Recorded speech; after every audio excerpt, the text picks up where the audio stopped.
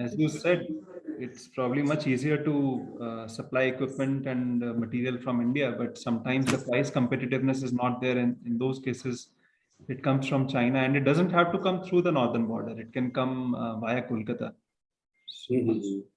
so that's the route taken by most construction material coming into Nepal. Hardly comes through the northern border, actually. Calcutta being the closest port and Birganj and all those routes. Yes. Because being a Calcuttan, Kathmandu used to be one of our favorite haunts for holidays when we were young. So,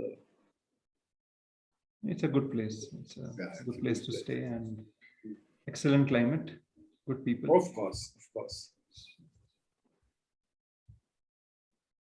I mean, of course, the urbanization has been, rather not very organized in Kathmandu, I've seen.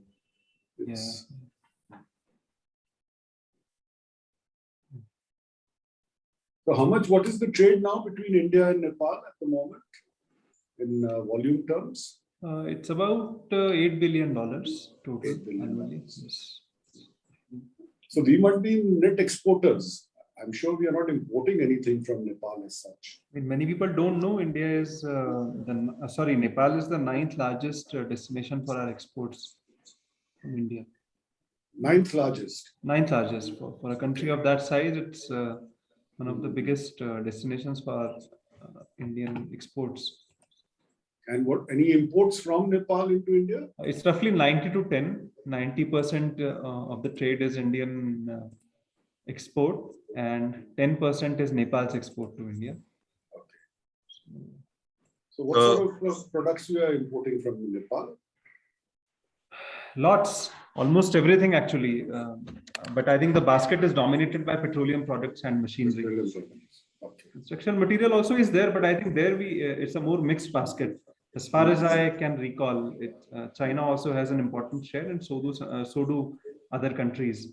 But there is a lot of scope, and actually, I know today's meeting is only about construction equipment, but Indian Chamber of Commerce being such a big network platform, if someday we could have something on project exports, basically tenders, construction tenders coming up in Nepal, and whether there are opportunities for Indian mid-sized contractors to bid for them, to do construction activities here, that could be very interesting. So those are mostly controlled by government? Largely yes, but not totally. Because of course, government's spending is primarily going into construction. I think almost 35% of budget is dedicated to construction, but even the private sector is booming, at least in Kathmandu and some other cities. So every day, if you look at Bolpatra, the Nepalese website where all the tenders are posted, it's a good number of tenders in almost every sector you can imagine within construction: bridges, canals, airports. Bodhi, we could circulate this amongst our mid-sized contractors and things like that. Absolutely.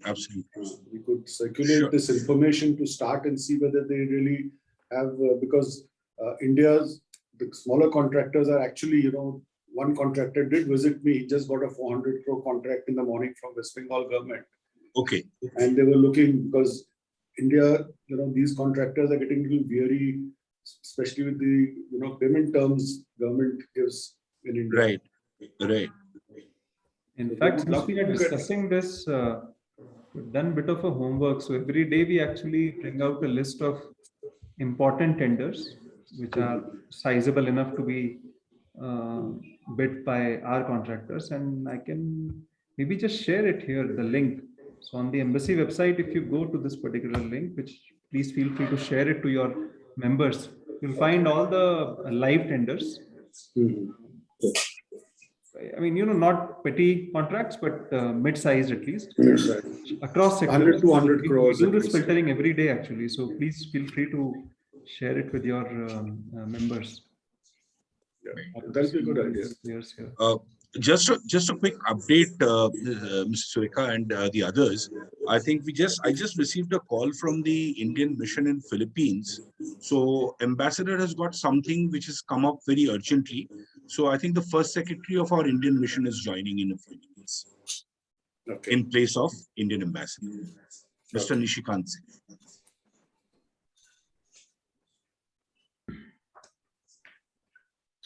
Mr. Rishikant?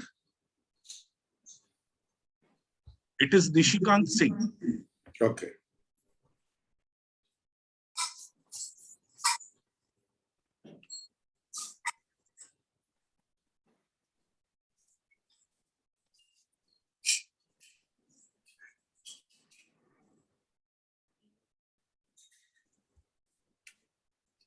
Should we start, Modi, or should we wait for Mr. Singh to join in?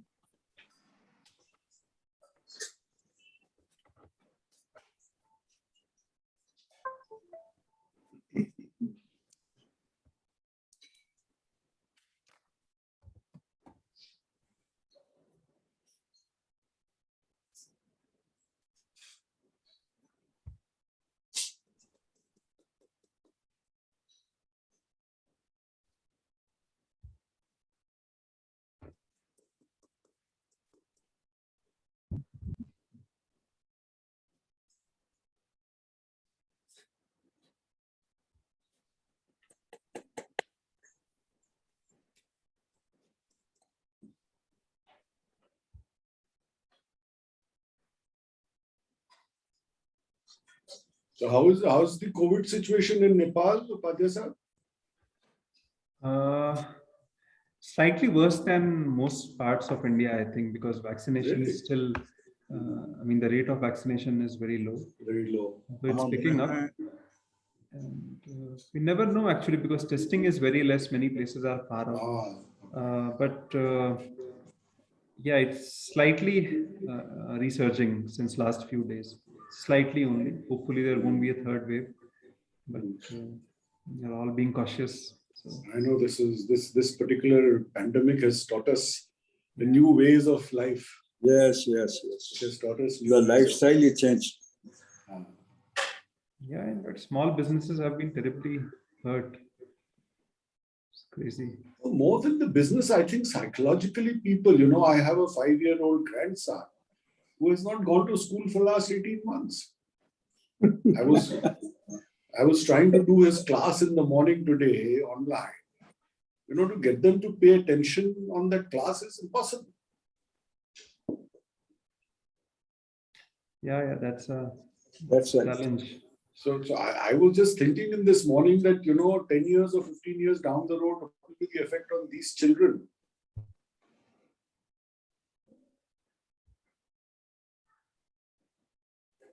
So can we start? Yes, please. I think our first secretary has also joined from Philippines, and Mr. Nishikant Singh. Good evening, sir. So, Good evening. Good evening. Good Good evening. evening, Good Mr. evening, Mr. Singh. Welcome. So, Good evening good to you. afternoon. Good afternoon for us. Yes. Good afternoon from India, and good evening to our friends from the Southeast Asian nations. Welcome to this India econstruct Expo, where we have basically Indian companies, SMEs in the construction sector, who would be participating and looking out at opportunities in terms of collaboration and tie-up, and even explore export opportunities in this part of the world. So I think over the next 6-7 days, I'm sure we will have a lot of buyers from various countries in South Asia and Southeast Asia. But in order to set the tone for this exhibition for the next 6-7 days, I think it is important to have a macro view.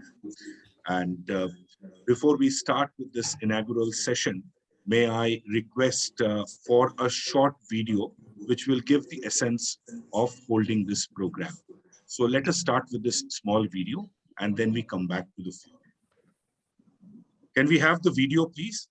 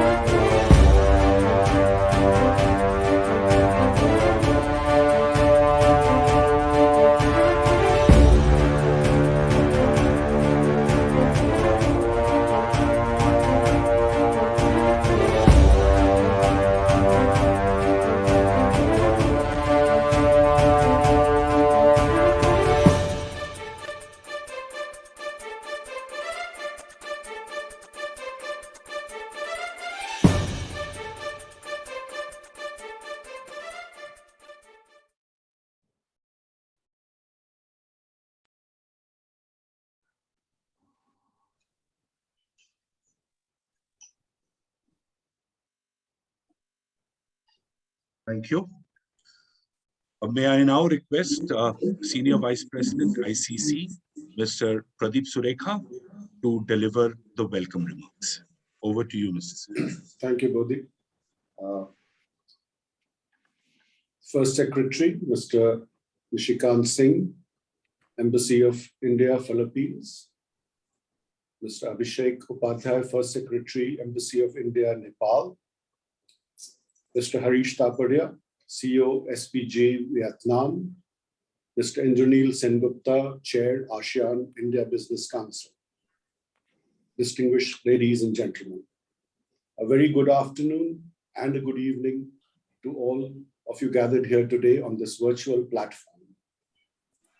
On behalf of Indian Chamber of Commerce, it is my pleasure and privilege to welcome you all to this initiative of ICC, focusing on a very important field of construction sector of the economy, not only for us, but from every country which you all are sitting and representing. We are grateful to Mr. Singh and Mr. Upadhyay for the gracious presence and sparing the time for us. I also thank Mr. Indranil Sengupta and Mr. Tapadia for making it convenient and to share their ideas, their business thoughts from the regions they represent and they are working from. To set the tone for this session, I want to draw your kind attention to a few issues which I consider extremely important in the current perspective. The Indian construction industry is the third largest contributor to economic growth in India, employing more than 40 million people and accounting for 7.3% of country's gross value addition, with various government flagship programs like Smart Cities, Housing for All, Make in India, and Atal Mission for Urban Rejuvenation and Transformation, driving growth, and construction industry is expected to record a CAGR of 15.7% to reach over 738 billion by 2022 and become probably the third largest construction market by 2025. The last couple of years has seen the construction industry grappling with problems on several fronts. The year 2019 saw the sector battling with the liquidity crunch in the wake of the fallout of NBC crisis in the financial sector. For the major part of 2020, the construction sector in India was affected by labor shortage and supply chain disruptions of raw material. It is estimated that COVID crisis has affected 8.5 million jobs in this sector. The situation started to improve in 2021 with industrial operations getting back on track. However, the second wave has again been a bit of a damper, but every cloud has a silver lining.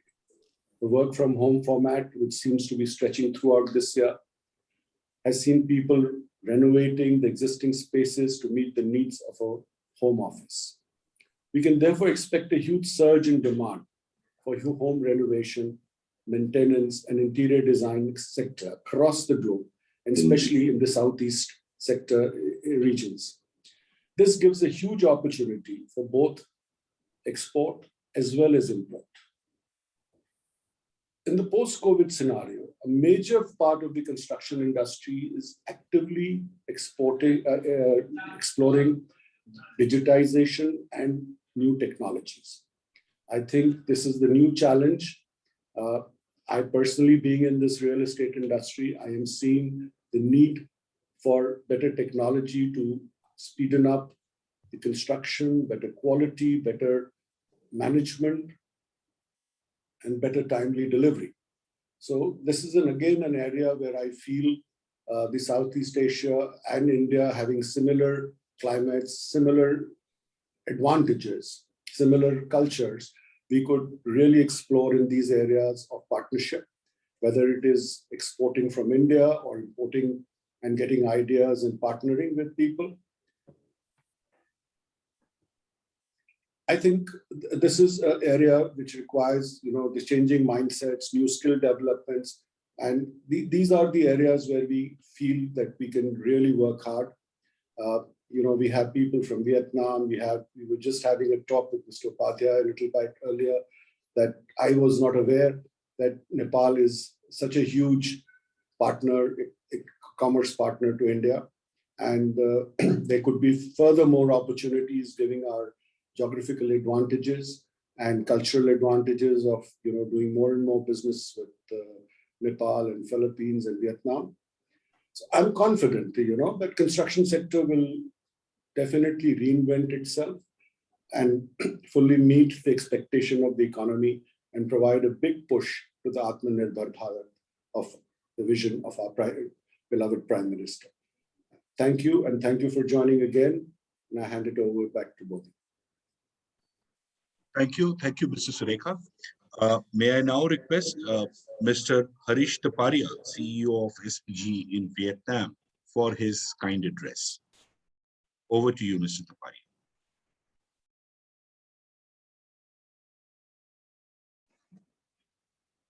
Thank you, Mr. Pradeep Surekha, Mr. Singh from Philippines, Mr. Upadhyay from Kathmandu, and other my colleagues, guests, and friends. I am Harish Taparia from Vietnam. We are here for last 16 years, dealing in white marble. We have our mines and processing unit. See, I have not to describe much about the white marble because it's a globally known product. But however, I have to speak something on white marble. So I'll use some few words. That you see the white marble is its own beauty evolved into beautiful structures since ages now. From the 7 wonders in which Taj Mahal of Agra, which is a major tourist attraction for India, is made of white marble. It was made from Makarana, the white marble, which is the world's most renowned marble in India. But now, unfortunately, it is now on a you can say, the exhaust. Earlier, you can say that India and Greece, they were the oldest white marble resources throughout the world, now almost exhausted. But Vietnam white marble is one of the only other pure white marble in the world, while there is an availability of white marble in Italy and Turkey also. But these are usually with brown and gray veins and streaks. But in Vietnam, it is pure white also. Marble is more than a luxurious stone. Its durability and classic attributes make it truly priceless investment that will stand the test of time. And in India, actually the white marble, use of white marble is a crazy. Even a small truck driver or a panwadi, even they make their house, they would like to install the marble. That's the beauty of Indian using the marble. In Vietnam, fortunate for us, they are not using marble at their homes. They are not fascinated for marble. So that's why it is easily available for us to export in other countries. Vietnam white marble is highly regarded by homeowners and designers for its exceptional whiteness, sparkling and glossy surface, as well as strong structure also. The sophisticated and luxurious look that Vietnam white marble possesses is that what set apart other natural stones. Vietnam exported a total of 46,800 tons of white marble blocks in 2020. And in this half year, up to June, we have already exported 31,000 tons of blocks. And simultaneously, Vietnam has also exported 12.5 million square feet of slabs in 2020. And in last 6 months, we have exported about 9 million square feet of slabs in first 6 months. So you can see that the demand, the interest, the people, the liking of Vietnam marble is very good throughout the globe. It is being exported to even Italy, and from Italy, it goes to US as Italian marble. You can see the use of what they are doing.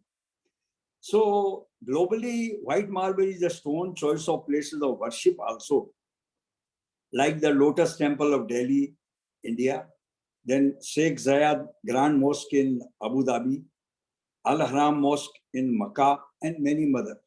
And even in our temples, all deities are made of white marble, which are made from either in Kishangarh, because that's a big hub area for making the idols and all.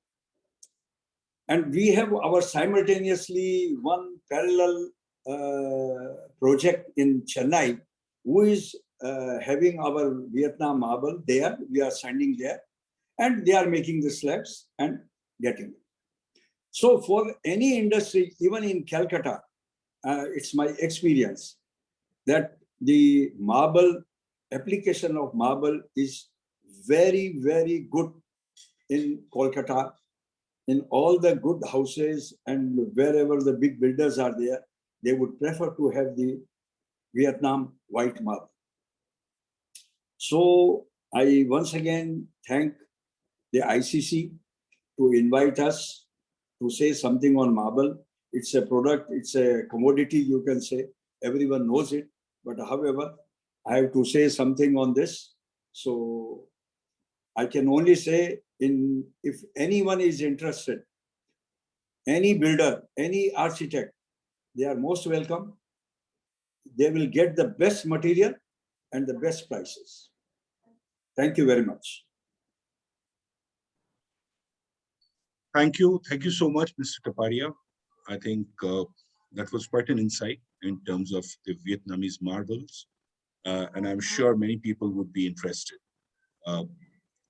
At this juncture, can we just break for one more small video before we come back to the floor again for further discussions?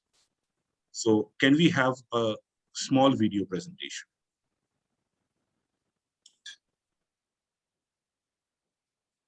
No.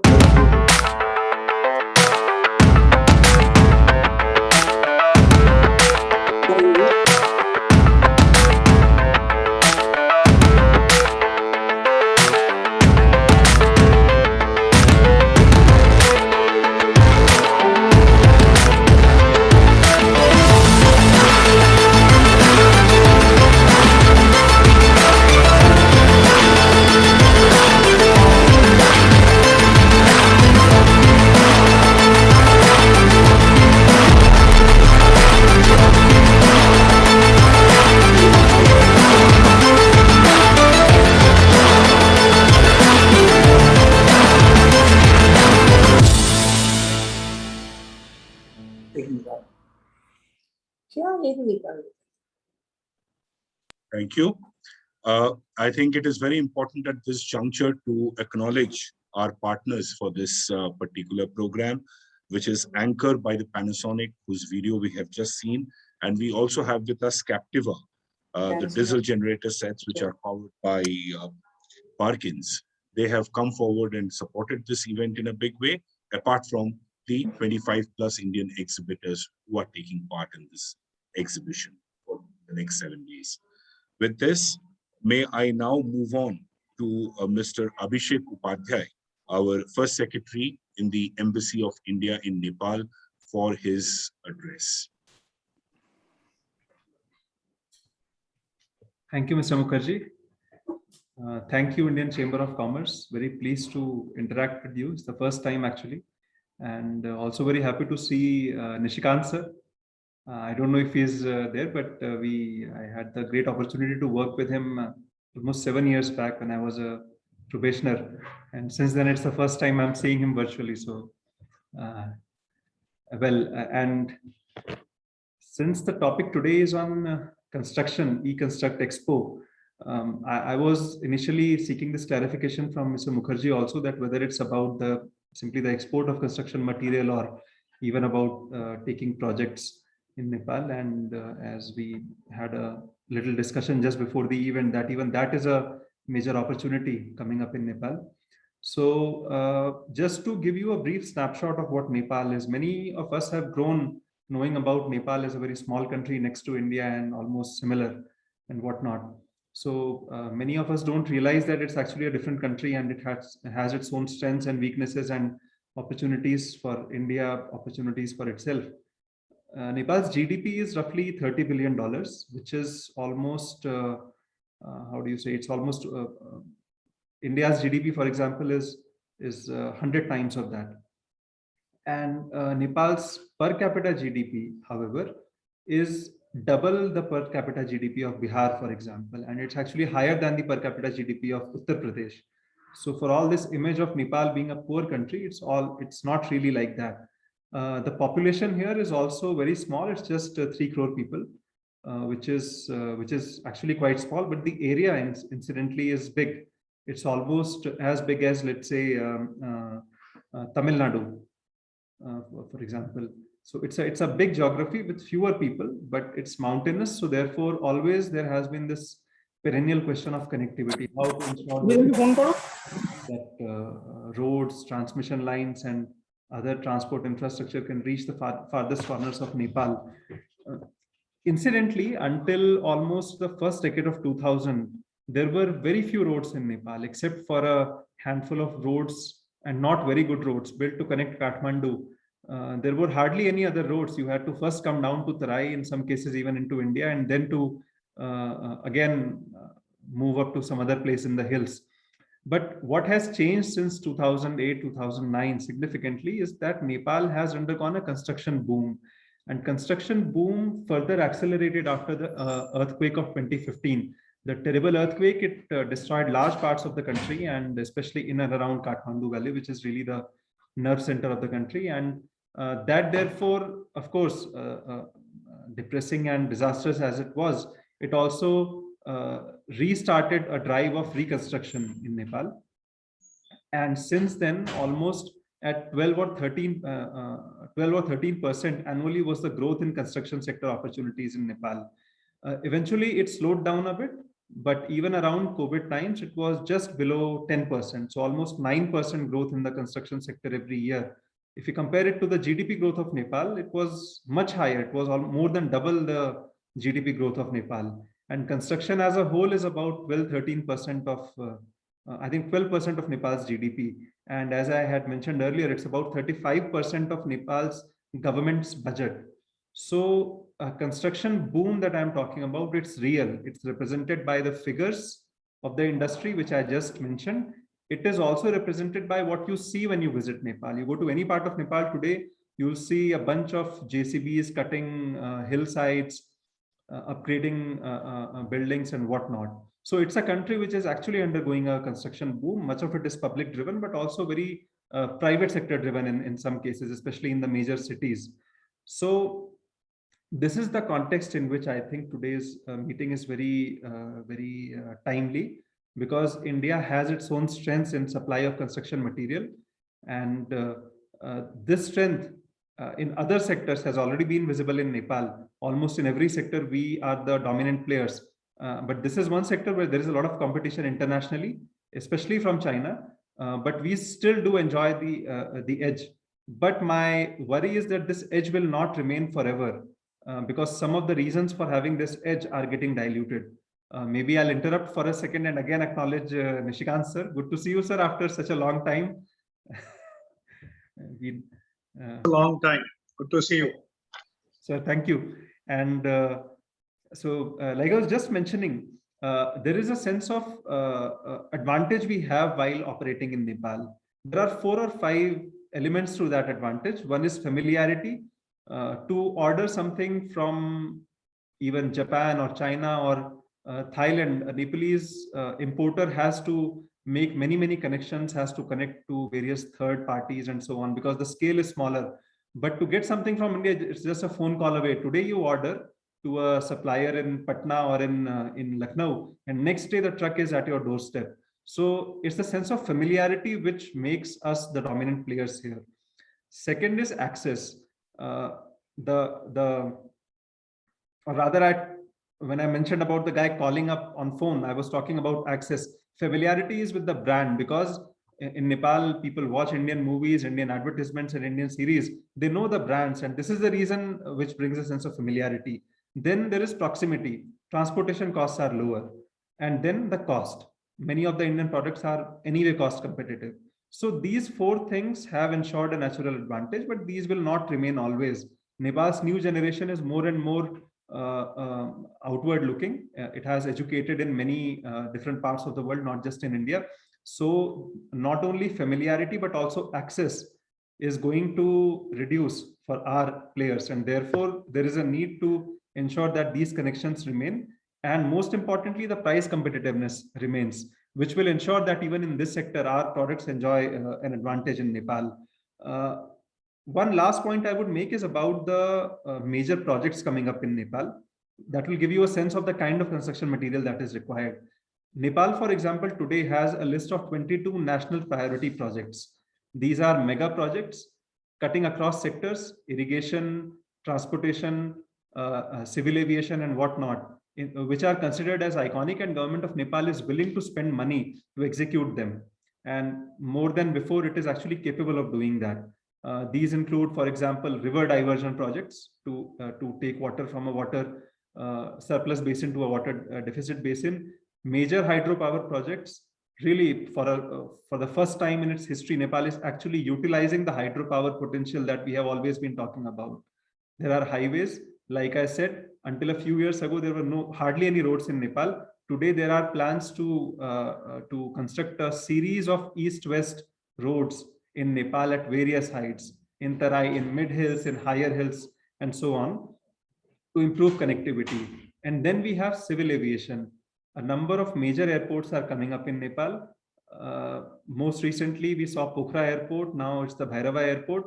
So now there are talks of having the Nijgad Airport, which will reduce congestion in Kathmandu, and so on. So there are a variety of sectors, and complemented by the fact that the remittance-driven economy is now leading to an emergence of a middle class, finally, after decades. And this middle class wants to have good interior decoration in their homes. They are upgrading their small huts in villages into big houses, into bigger houses and guest houses and whatnot. So construction sector opportunities in Nepal, therefore, occupy a wide spectrum: government, non-government, individuals, and people of all tastes, very desi and very cosmopolitan at the same time. So there is a lot of scope for Indian companies, but there is a need for the chamber here to sensitize your members that although there is an opportunity, it will not be an automatic edge available to them anymore. And therefore, they should try more and more to get into this space by building upon each of these four elements which I mentioned, and more, of course. This is not definitive. I hardly know much about this: familiarity, access, proximity, and cost. And this is the note on which I would like to end, but maybe I'll repeat one thing which I said earlier before the session started, that not only in supply of construction material, but also in taking up of projects, tenders in Nepal, there is a lot of opportunity. And I just shared a link here, which is the link to this embassy's website, where we filter a select set of tenders and post them almost on a daily basis, which we would love to see being bid and backed by our Indian contractors. And these are mid-sized tenders. It won't be enough, let's say, for L&T and Afcons like big companies to participate, but mid-sized Indian companies would actually be big enough for Nepal. So I'll strongly encourage ICC to please circulate this link. We update it daily.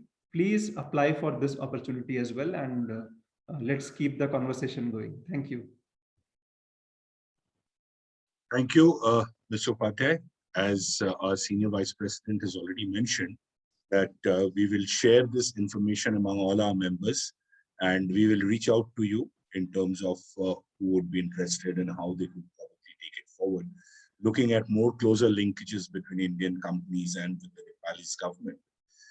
Just to appraise you that India has worked very closely in Nepal and ICC, under the ICC banner.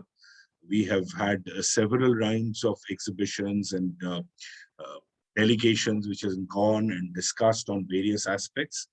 And in fact, when you talked about the tragic earthquake, I think we were just 2 go for one of the biggest shows in Nepal in Brikuti Mandap, the Mini India show, which just got postponed at that point in time, just 2 days prior the earthquake happened. But anyway, we went back again and we did this show. We went with about 100 odd Indian companies. So we have our partnerships with the Nepalese Chamber of Commerce and Industry. We have our partnership with CNI, and also we work very closely with the FNCCI. So definitely we will have this dialogue moving forward, and we will keep in touch with our Indian embassy there so that we can have more and more of these kind of complementarities between the two countries. Thank you so much. We just have with us Mr. Sengupta, Indranil Sengupta. Good afternoon. I think there was some confusion in terms of the timing, and hence this delay. But we had to start on time, Mr. Sengupta. Mr. Sengupta is the chair of the ASEAN India Business Council from Vietnam.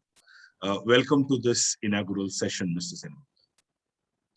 Thank you, and sorry for the little bit of confusion in the timing. Right, no issues, no issues. Extreme apologies here. No issues. I think we will now move on to our first secretary from the Indian Embassy in Philippines, Mr. Nishikant Singh, for his address, and then we'll come back to Vietnam once again. We've had one part of Vietnam from Mr. Paria. We'll come back to you, sir. Over to you, Mr. Singh. Thank you, Mr. Mukherjee. Very good evening from Manila to the distinguished panelists here, to Mr. Pradeep Sureka, Mr. Harish Taparia, Mr. Indranil Sengupta, and my colleague Abhishek Upadhyay, whom today I am seeing almost after 7 years. We work together in one of the projects. So, I'm here today. I hope I am audible.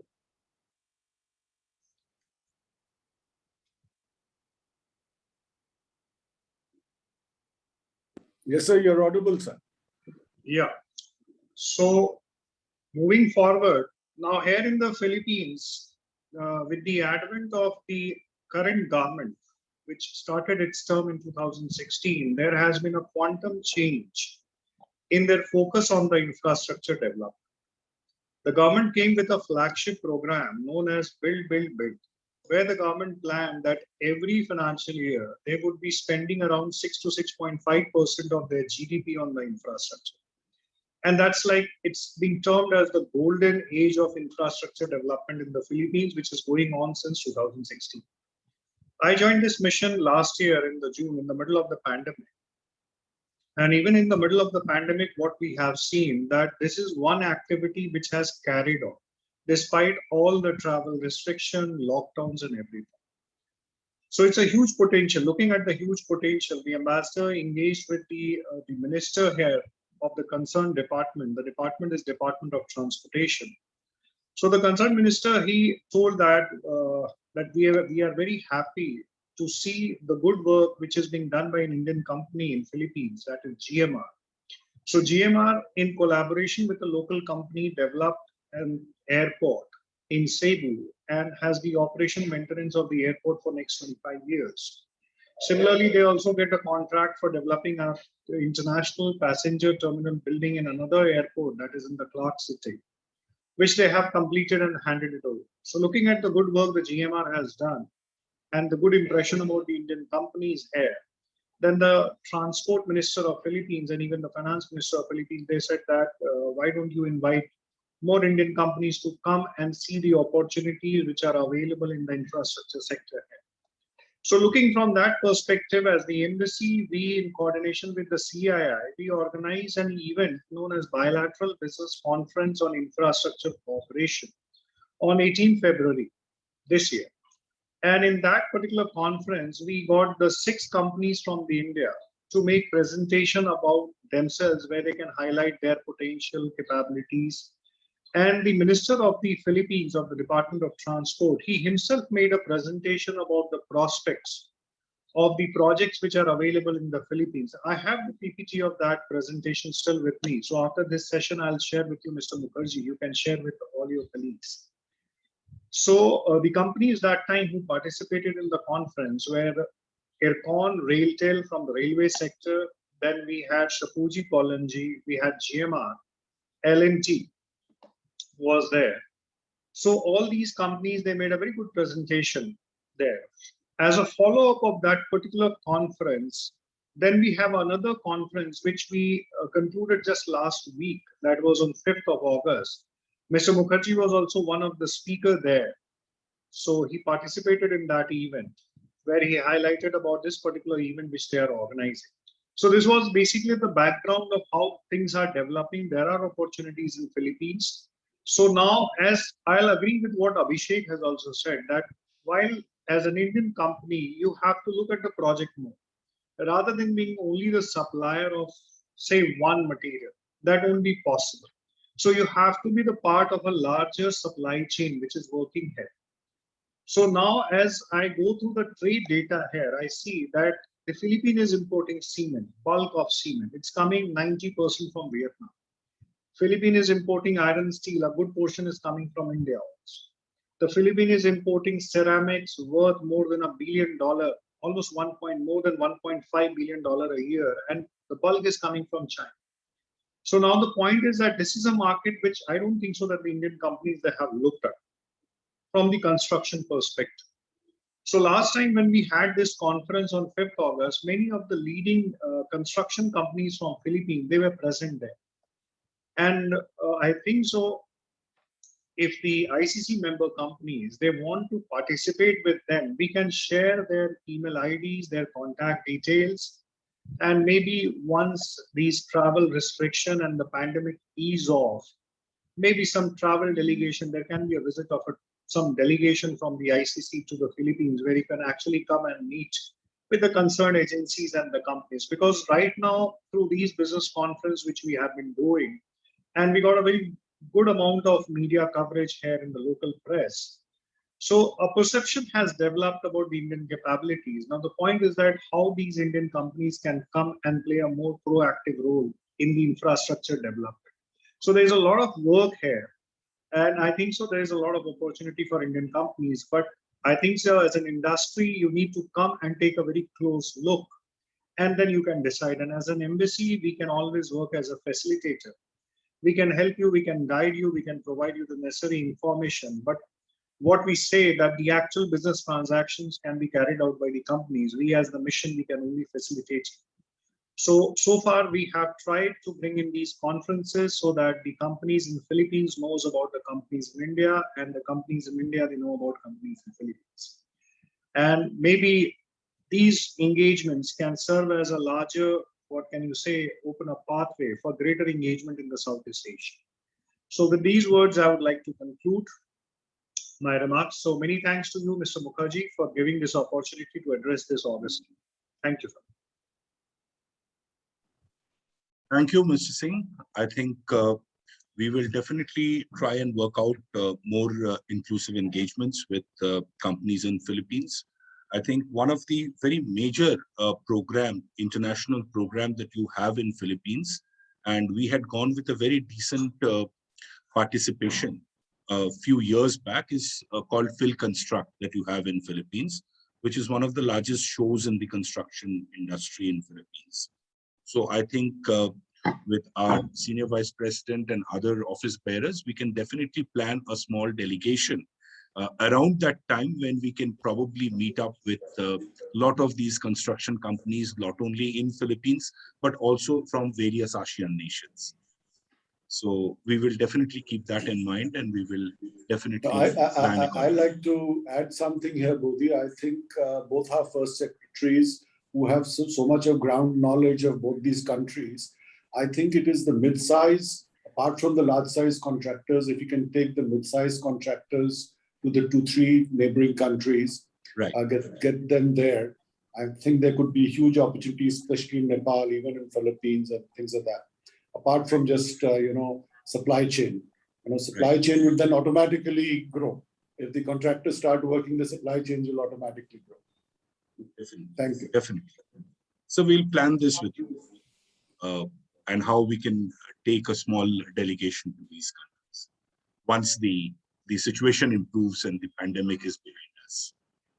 So with this, I think we will move on to the chair of the ASEAN India Business Council, Mr. Indranil Sengupta, for his address. Over to you, Mr. Sengupta. Thank you, Mr. Mukherjee, and apologies once again for the confusion between the Vietnam and the India time.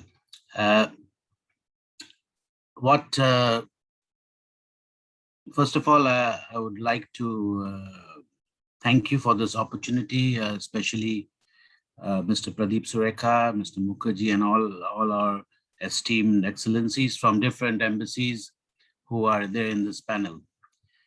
This topic, let me step back and try to explain where my views are coming from. So I graduated in 1992. That's when the liberalization just kicked off. And half of my time I worked in India and half outside India. And we have seen how the consumption-led growth started happening after 1991 in India. And that had a great benefit, and our economy sort of progressed by leaps and bounds over the years. And that's primarily was driven by the domestic consumption. And we really need not, at those times, we didn't need to step outside or look outside for the organizations or the corporates to flourish, because the domestic consumption was really every year, I mean, till date, we had a very credible GDP growth. And at the same time, what was happening in the rest of the world was, especially the developed economies, which had plateaued in their own domestic consumption, were stepping out. So, even the newly formed or newly acquired status of a developed economies like Korea and Japan, Singapore, they were all, and of course the West, they were all stepping out of their own boundaries and trying to get markets in, which is much beyond their comfort area. Probably for them, it was the need of the hour or need of the day to step out of their own countries and comfort areas, because their own domestic demands were plateauing or not going at a very significant 5% plus GDP growth. And what happened is that we, as a country, as India, we did incredibly well, but we also became very inward looking. We didn't really step out. If you try to think about how many Indian companies are there which are globally known or has a footprint or has a brand recall globally, like a GE or a Toyota or Hyundai or a Samsung. Probably, except for Tata, I don't see anybody having such high brand recall like compared to these big corporates, the names which I mentioned. Also, all these exporting countries were rationalizing their cost of delivery, and people were going into trade agreements. For example, WTO was the start, but there have been many more trade agreements. Whereas for India, after 2009, which was the last trade agreement we signed, if I'm not mistaken, which was a ASEAN-India FTA, we have not signed any other trade agreements. So in a way, while we may be competitive domestically, we have become not so competitive outside the country. Because even a country, let's say like let's say now, if you talk about ASEAN, everybody most of the countries are signatories to one or more FTAs. Leading the pack is, of course, Singapore, and then comes Vietnam, and then comes Malaysia. So there, each one of these countries are covering almost around 50% of the global GDP, while their own GDP is quite small.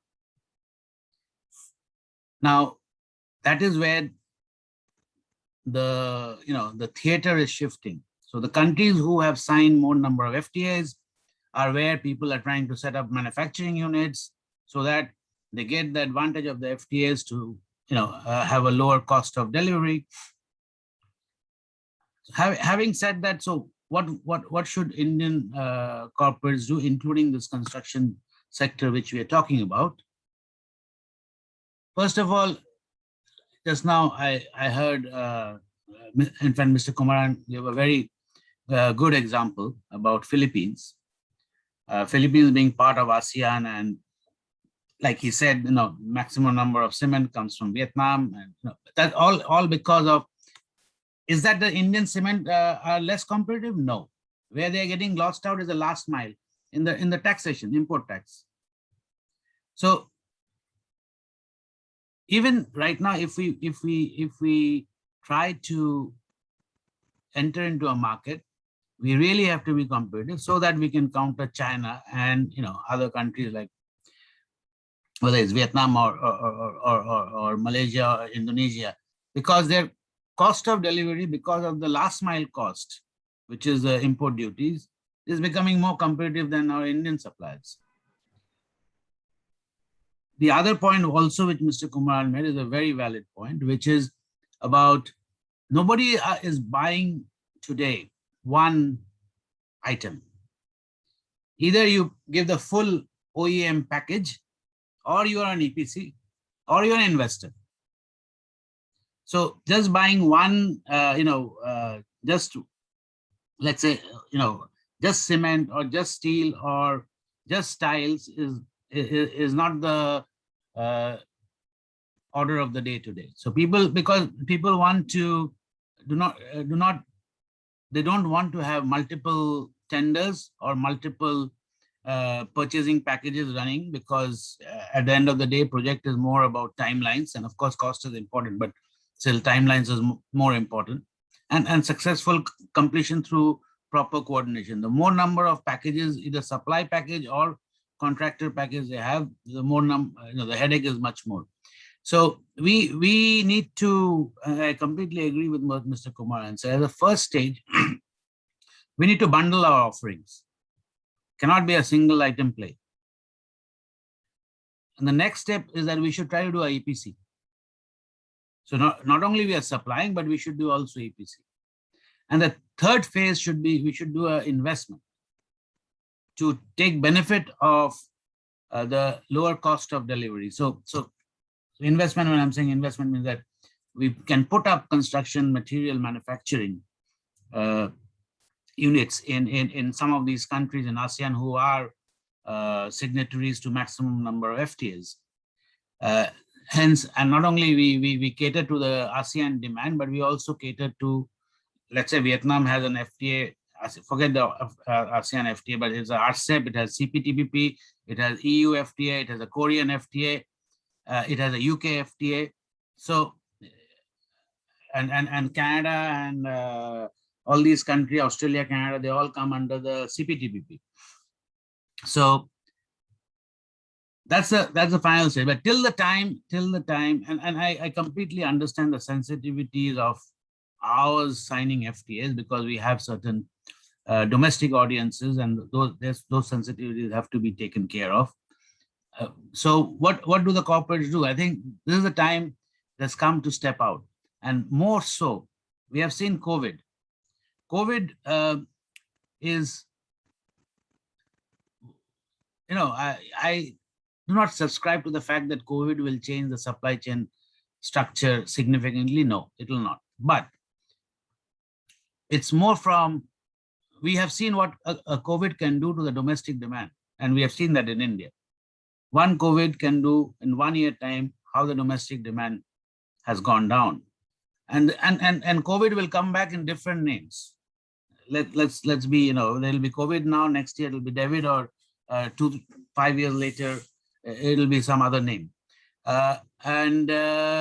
Hence, we need to put our eggs in different baskets.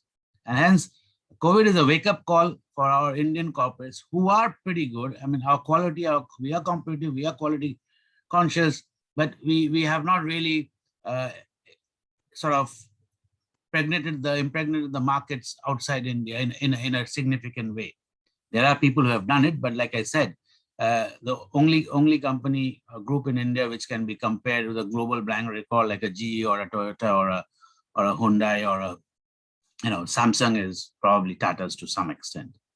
So my view is that take COVID as just one example of a warning call of please do not focus all your production capacity based on the domestic demand. As a first step, let's go out, be aggressive, let's crack those markets which we have never been to.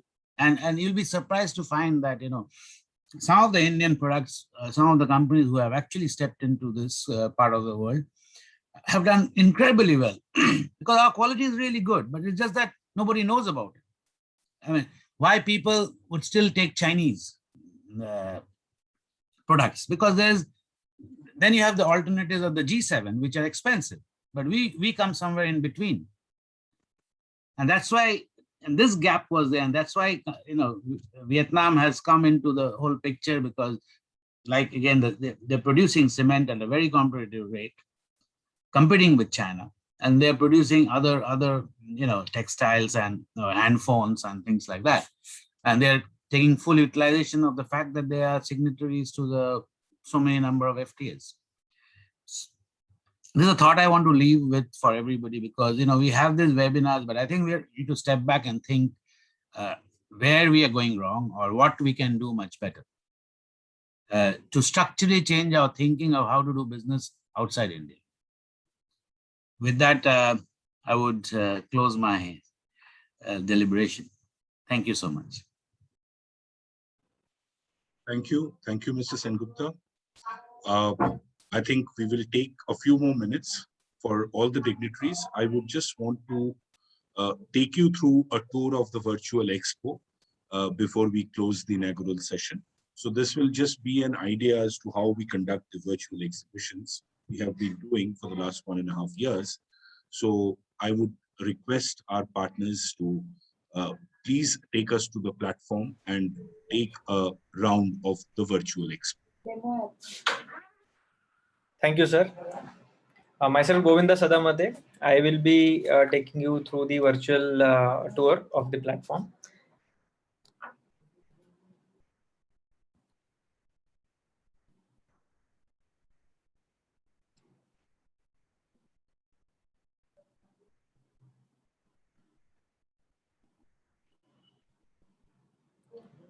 Okay, I'm sharing the screen now.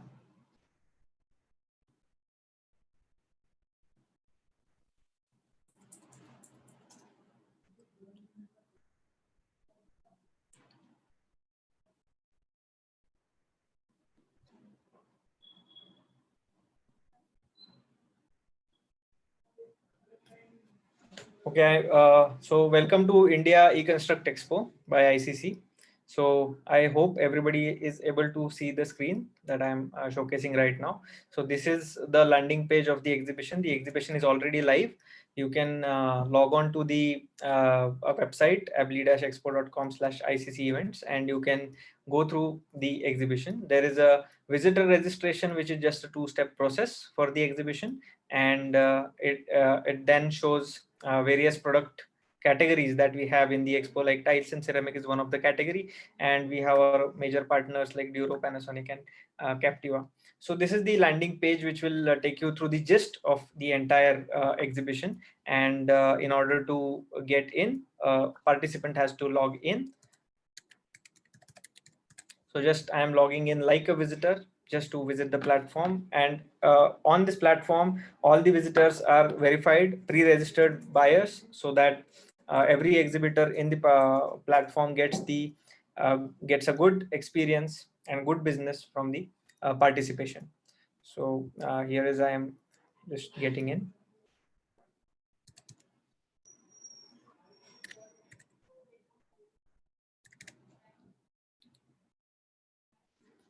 So here is how I get inside the exhibition, and now I will just showcase how visitors would go through various participants stalls.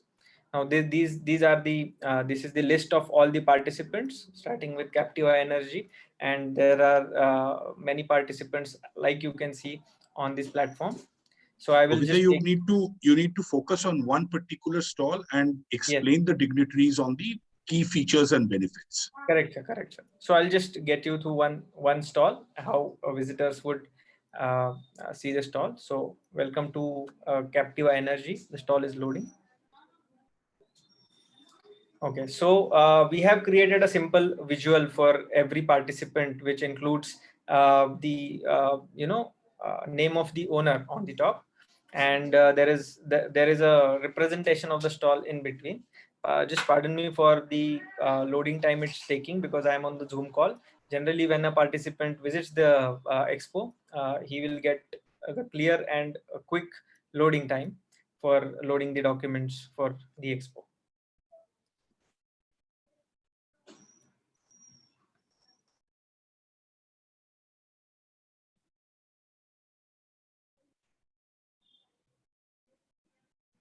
So on the exhibition, where there is a we have created a stall image where there is a video in the middle.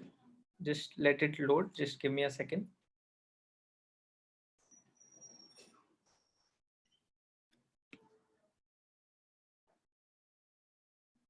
So as you can see, we'll start from the left panel till the time the documents get loaded, because there is basically the network is shared between Zoom and this. So that's why this is taking time. So a visitor can always chat with the participant through the chat window and can send the introduction message to the participant, so that participant can reply to the visitor in real time. Then there is exchange visiting card facility, when the card of the participants and the visitors can be exchanged online. So when I click on exchange card, the card is exchanged online through emails. So every visitor will have the card of participant and vice versa. Then there is a contact us facility where every visitor will get to see the contact details of the participant, and they can connect offline as well. And there is a very unique facility of scheduling online meetings. So anybody who wants to schedule online meeting with the between buyer and seller, they will just choose the date, schedule time, and request for a meeting. Then the meeting request will be sent to the participant, and upon the approval, the meeting links will be shared to both the parties automatically, and they can connect online just like we connected for this meeting right now.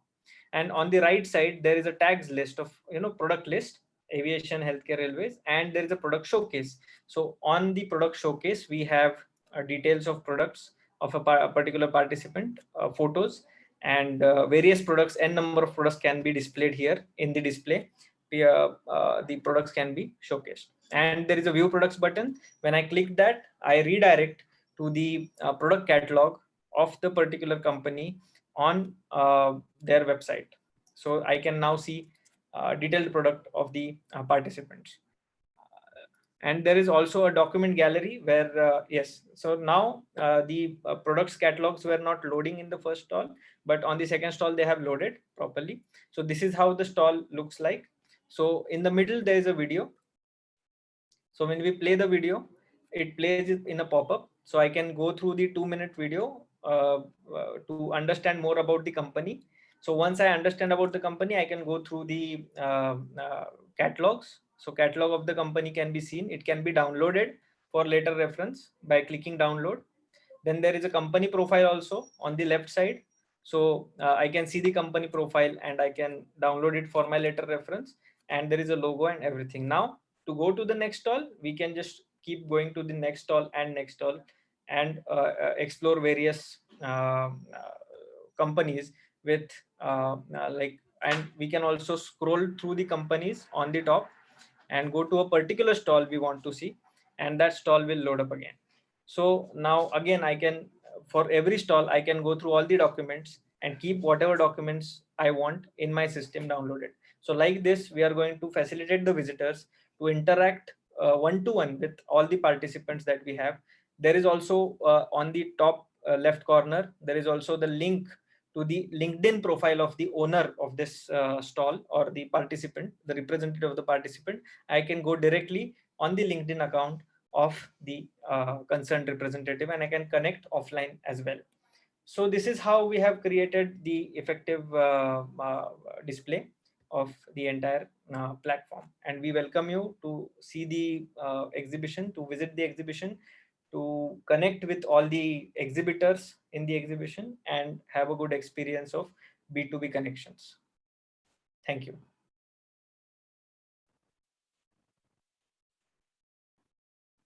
Thank you, Govinda. I think we just had a very quick virtual tour and some basics which have been explained.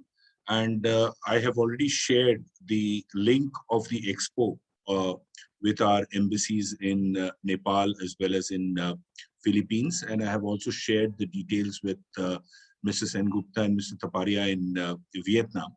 So I would really urge if more and more companies from these countries, as well as, of course, from other parts of the world, they would be logging in. And I'm sure the Indian exhibitors who would be displaying and be available to tie up and explore opportunities, I think this would be a good forum for exchanging views and looking at future options.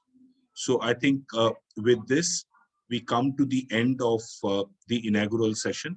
And we have had a wonderful discussion where we've understood the opportunities that are there in ASEAN nations in terms of not only Indian exports, but also in terms of how we could, look at various projects, especially in Nepal, where Indian companies could bid and back them. So I think we will share these informations with our members and with companies, especially the mid-sized companies which are into various projects. I'm sure this will really be helpful in days to come. So thank you very much, Mr. Taparia, for your kind presence and address to the First Secretary of India in Nepal, Mr. Abhishek Upadhyay. Thank you very much, Mr. Nishikant Singh, who had to join at a very short notice because of sudden ambassador's pre-engagement which came up. And we are also thankful for Mr. Sengupta, who could manage his time, though there was an initial confusion, and who could come and address us.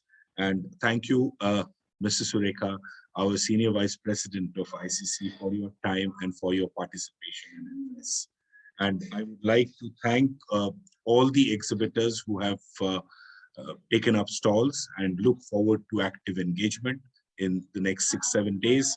And my sincere thanks to our partners for this exhibition, the Anchor by Panasonic and Captiva, which are diesel generator sets powered by Perkins. Thank you very much for your active cooperation. Thank you very much. With this, we come to the end of the inaugural session and look forward to active participation in the next 6-7 days. Thank you. Thank you. Thank you very much. Thank you very much. Thank you.